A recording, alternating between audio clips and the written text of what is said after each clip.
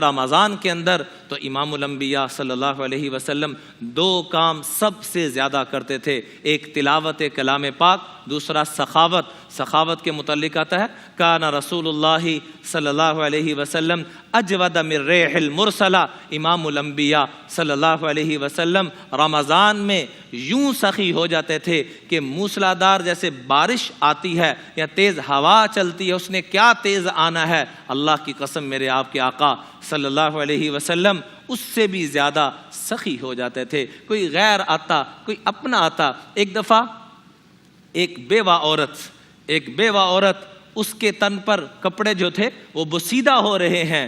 خامند فوت ہو چکا ہے، اور اس کا بچہ کیا کرتا ہے، اپنے سکے چچا کے پاس جاتا ہے، آگے سے وہ ڈانٹ کے بھیج دیتا ہے، وہ اپنی ماں کے پاس روتا ہوا، معصوم بچہ ہے لیکن رہا نہیں جا رہا کہ میری ماں کے بوسیدہ کپڑے ہیں، بوسیدہ پھٹ نہ جائیں اور میری ماں کی کیا کیفیت ہوگی، تو اس لیے روتا روتا ماں کے پاس آتا ہے۔ ماں کہتی ہے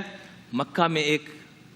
اللہ کے نبی آئے ہیں، ان کی بات نہ ماننا، وہ تیری بات ضرور سنیں گے، تو اتنے جب رو رہا ہے تو ان کے پاس چلا جا۔ تو آقا کریم صلی اللہ علیہ وسلم کے پاس آتا ہے اور آ کے عرض کرتا ہے میں آپ کی بات نہیں مانوں گا۔ آپ مسکرانے لگے، اچھا بھائی بتاؤ معاملہ کیا ہے جی، ایک بات کریں لیکن آپ کی بات میں نے نہیں ماننی، گویا کہ آپ نے میری ماننی ہے۔ تو میں اچھا بتاؤ بھائی کیا چاہتے ہو میرے بیٹے؟ کہا جی یہ صورتحال ہے میری والدہ کی۔ تو آقا کریم صلی اللہ علیہ وسلم پہ میرے آپ کے ماں باپ قربان، یا ایھا المزمل یا ایھا المدثر والی کمبلی اتار کر اس بچے کے حوالے کرتے ہیں، اور وہ بچہ اپنی والدہ کے پاس جب واپس جاتا ہے اور جا کے یہ پیش کرتا ہے تو ماں کی آنکھوں میں آنسو، اور روتے ہوئے کہتی ہے بیٹا یہ واقعی